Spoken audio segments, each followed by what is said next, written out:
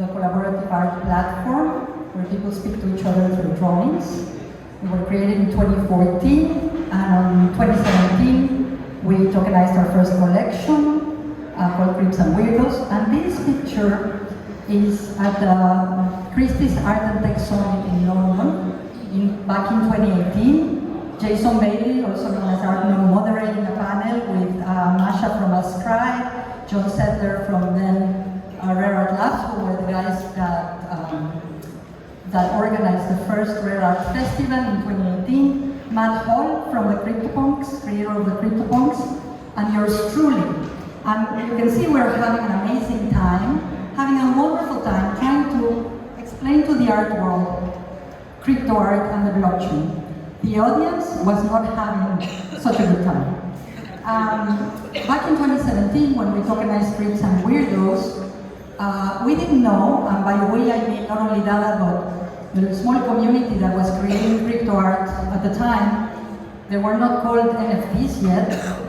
We had an idea that this was going to be a revolutionary technology, that it was going to change the paradigm of art. We didn't know if there was going to be a market for it, but even so, Dada put royalties into smart contracts for the first time, just in case it did. At the time,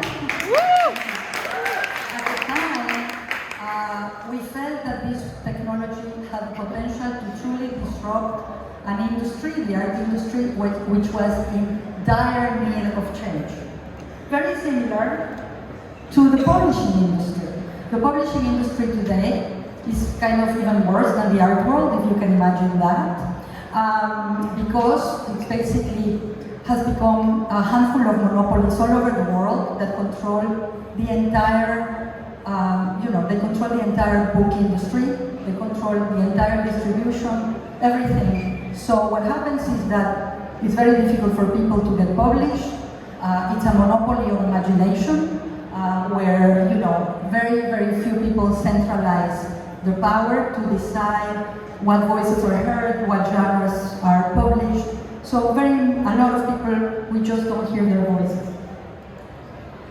At the same time, it's an industry that hasn't innovated in forever, I think since the Gutenberg invention of the press. Because, for instance, what they consider a huge innovation, which is ebooks or stuff that you read in Kindle, is not really an innovation. Only like 8% of all revenues of the book industry come from that, and the reason for that is that it's fucking boring. I'm sorry, it's a non-attractive project. It's non-attractive to anyone. And the thing is, like, when you buy a book, you think you're buying a book on Kindle, you're basically buying a license to read. You're not buying anything, you're renting a book. You cannot own it, really. You cannot gift it, you cannot transfer it, you cannot sell it, which is the holy grail that we are here for, right? So, and why am I interested in this? Because I believe that NFTs can actually revolutionize the same thing for books. And they bring sexiness back into books. Why? Because they can do all these things that we have seen in the art world. Automatic distribution to our collaborators, which in book publishing is not only the writer and the publisher, but it's also the artist that creates the cover, the person who proofreads, the UX designer in this case, or the UI designer. Royalties in secondary sales can be automatic. Royalties already exist in book publishing in the real world. You want utility, like everybody's always asking about the utility of NFTs. Well, what could be more useful than reading a book? Digital objects that are worth collecting. Books are talismanic objects. I could go to the library that is across the street from my house and not have to buy a book in my life. I could just take them out of the library forever and ever. But I want to own them. I want to possess them. And an NFT is an object that can be a marvelous object to possess as well, just like art is. Freedom in genres and formats. The book industry is like, if you want to publish a short story, for instance, you have to have a collection of 12 short stories, or you get your short story published in a magazine that no one is ever going to read. But in this medium, you could publish one short story, you could publish one poem, you could publish one essay, you could publish a novel in a serialized manner. You can tokengate it, you can not tokengate it. You can play around with the possibilities of formats, of genres, all you want. And also, because it's digital, you can really do whatever you want with the digital media. You can use sound, you could use animation, you could use photography, you could use creative UX design, and collaborate with different people in this medium. And it's an independent, it's a new model for independent publishers and writers, which are struggling enormously. And you know, this is one thing that I've always thought about art, and I think it's the same because art and literature are art, that this literature should not be a charity case where you see an independent publisher that on its, you know, on their website, they are asking for donations. This is how desperate they are to survive. When NFTs is really a truly potentially life-saving opportunity for them.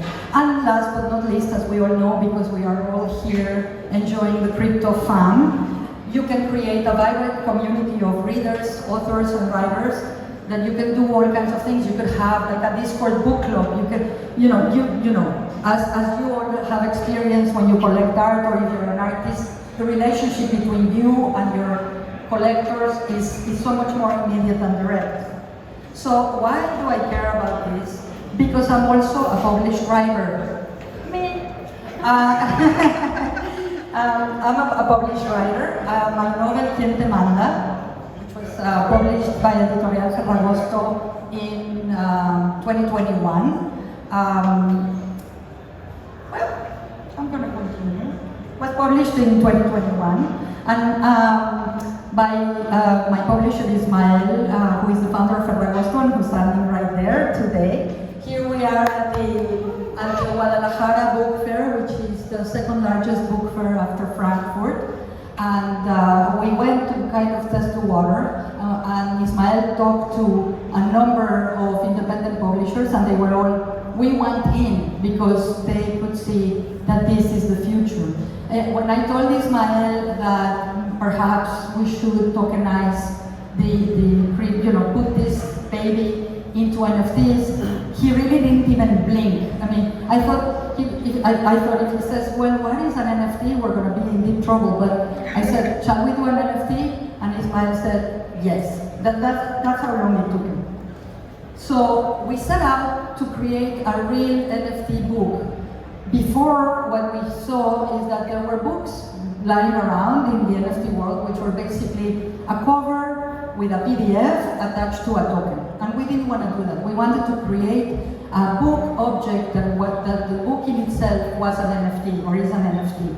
And at the time, so we tokenized Quien Te Manda in September of 2022. And we wanted, as I say, you know, you can just see like the possibilities, but we wanted to really create a fantastic object. And I decided to ask my friend and dada artist Mojarra to create the cover, because I thought that his style, super cheeky and super fun and super elegant but vulgar, as we say, elegant but vulgar. Mox is in the house. A round of applause for Mox.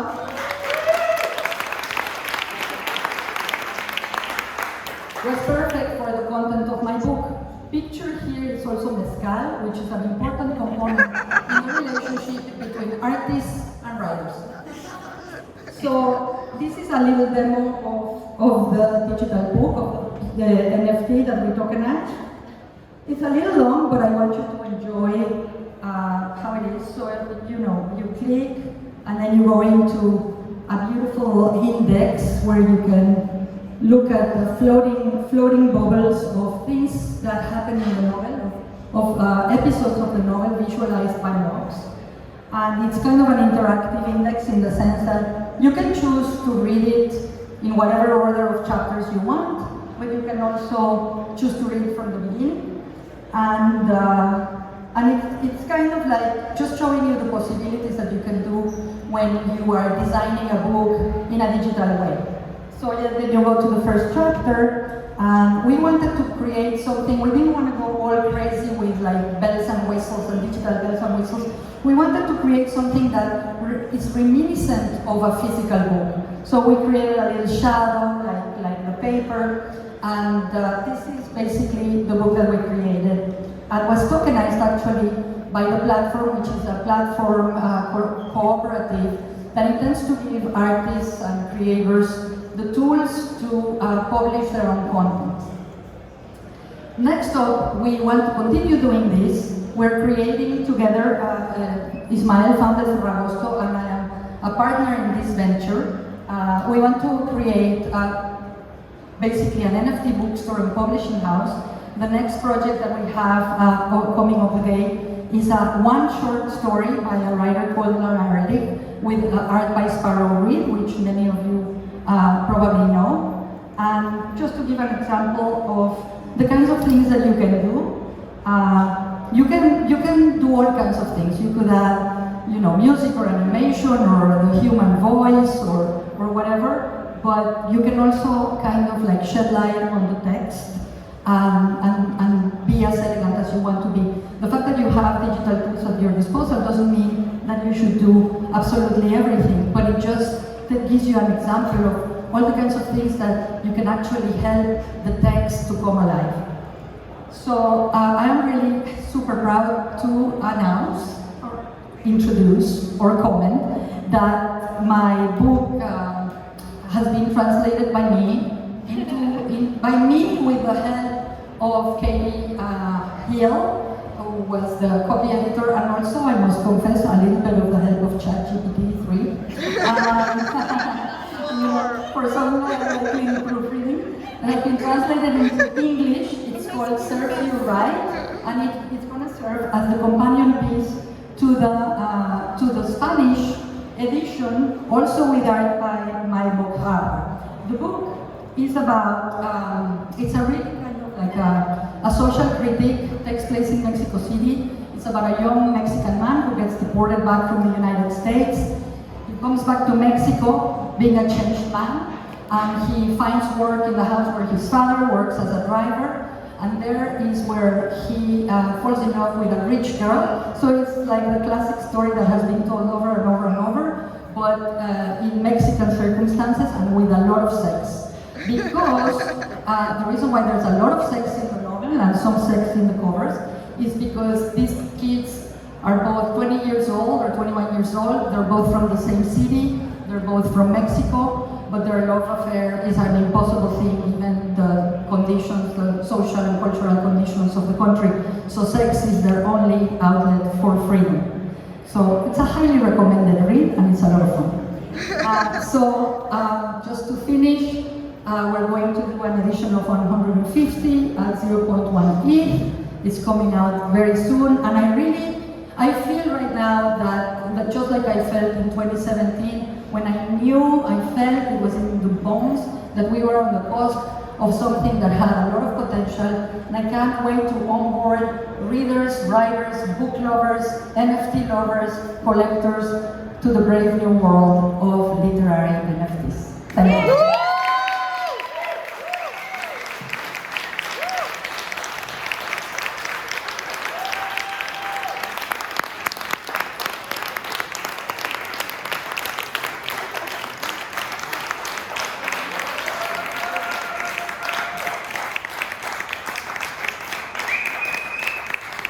Any questions? Oh, come on. There's time for questions. All right. I guess. Thank you so much for being here. Hey, there's 2 questions.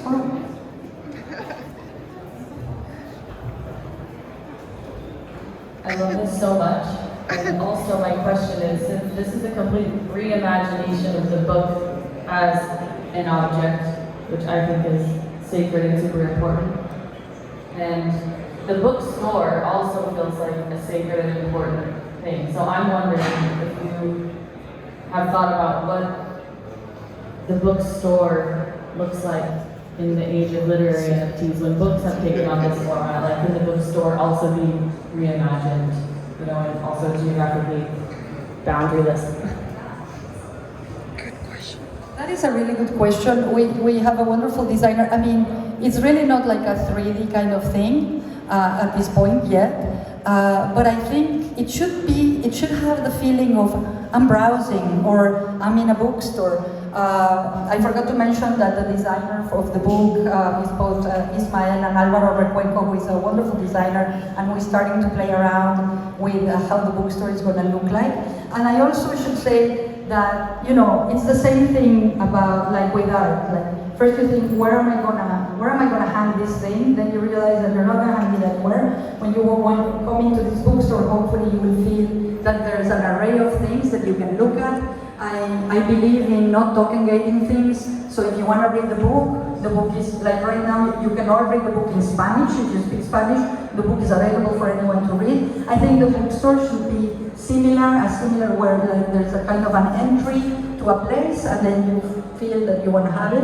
And the one thing that I forgot to mention is very important, that it's not only a bookstore, but we're also providing a service for independent publishers to publish their own books within our marketplace.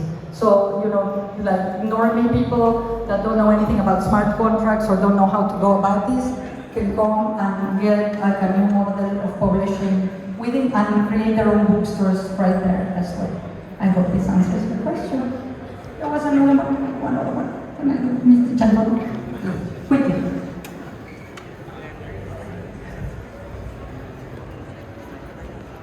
Do you think NFTs can change the creative process, and so you can publish drafts or the work in progress?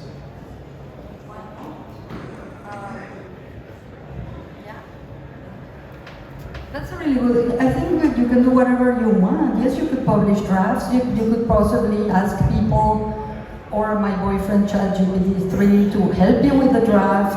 I call him my boyfriend because he does everything I want. He does it badly, but he does it. But yeah, you could certainly publish a draft, and you know, it's like maybe paying for a rehearsal of a symphony orchestra where you want to see the process. It's a really lovely idea, and maybe you can get the community involved. I don't believe in like gathering the opinions of people to write, but I do believe that you could get, I do believe in feedback, but I also believe that you could give some sort of promise of what's coming and get a really great sense of interaction with the readers. So it's a lovely idea. Thank you.